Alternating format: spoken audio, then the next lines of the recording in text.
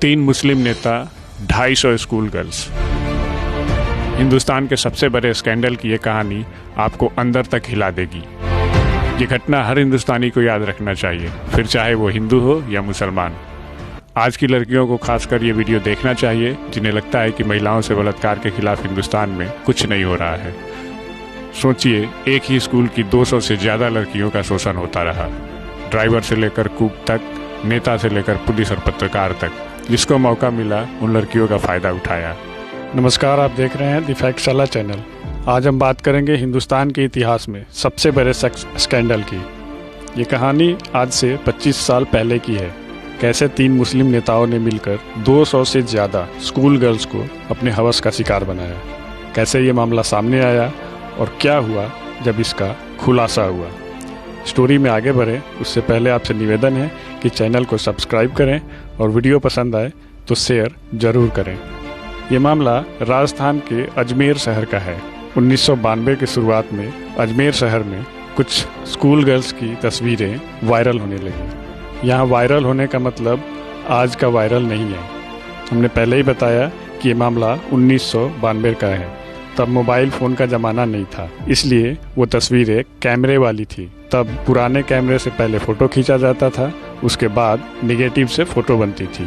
ये तस्वीरें अजमेर शहर के नामी गिरामी स्कूल सोफिया गर्ल्स स्कूल की थी, जहाँ शहर के सबसे रईस बच्चे पढ़ते थे। यह बात पूरे शहर में फैल चुकी थी। जाहिर सी बात है, पुलिस को भी ये बात पता थी। एक ही स्कूल की अलग अलग लड़कियों की तस्वीरें शहर में घूम रही थी।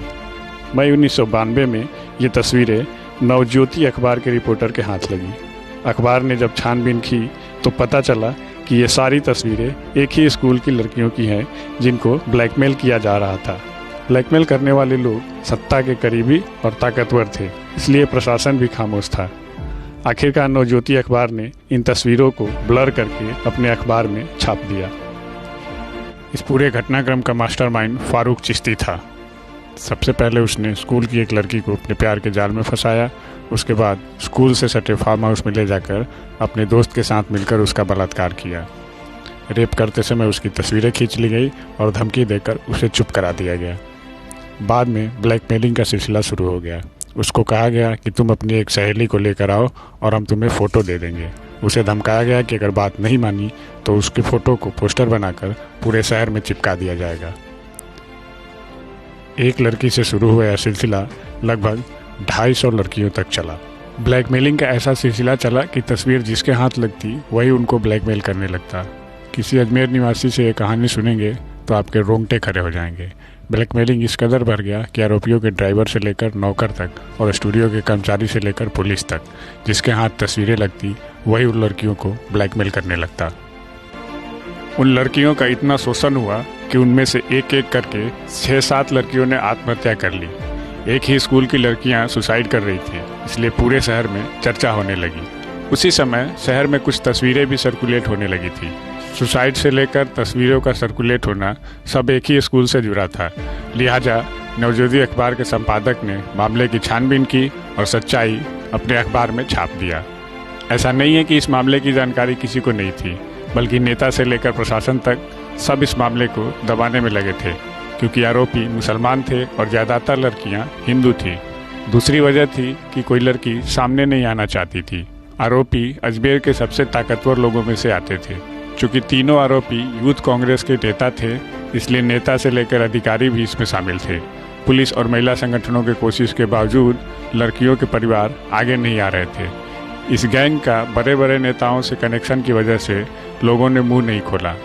बाद में एक एनजीओ ने फ़ोटो और वीडियो के सहारे 30 लड़कियों की पहचान की। उनके घर जाकर उनसे बात की और केस रजिस्टर करने को कहा गया, लेकिन सोसाइटी में बदनामी के नाम से बहुत से परिवारों ने मना कर दिया। अंत में 12 लड़कियां केस करने को तैयार हुई। उसके बाद शुरू हुआ धमकियों का सिलसिला। धमकियों की वजह से 10 लड़कियों ने अपना केस वापस ले लिया। इनमें से बाकी बची 2 लड़कियों ने ही केस को आगे बढ़ाया। इन लड़कियों ने 16 लोगों की पहचान की। तब 11 लोगों को पुलिस ने अरेस्ट किया और बाकी आरोपी भाग निकले। सबसे दुख की बात यह है कि तब ना तो इतना कठोर कानून था और ना ही इतने जागरूक लोग। साल 1992 में दर्ज हुए इस मुकदमे में सबसे पहला फैसला 1998 में आया। उस समय कोर्ट ने लड़कियों की गवाही के आधार पर 8 आरोपियों को उम्र कैद की सजा सुनाई, जो बाद में 10 साल की सजा में तब्दील हो गई।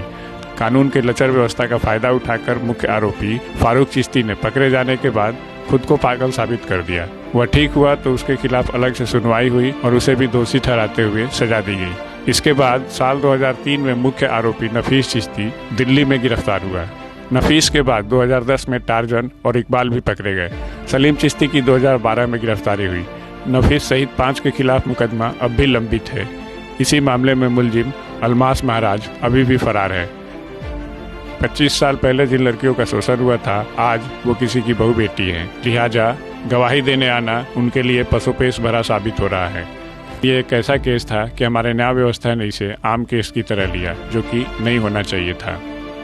अब इस मामले की तुलना आज से करेंगे तो आप पाएंगे कि आज का हिंदुस्तान पहले से कहीं ज़्यादा बेहतर है।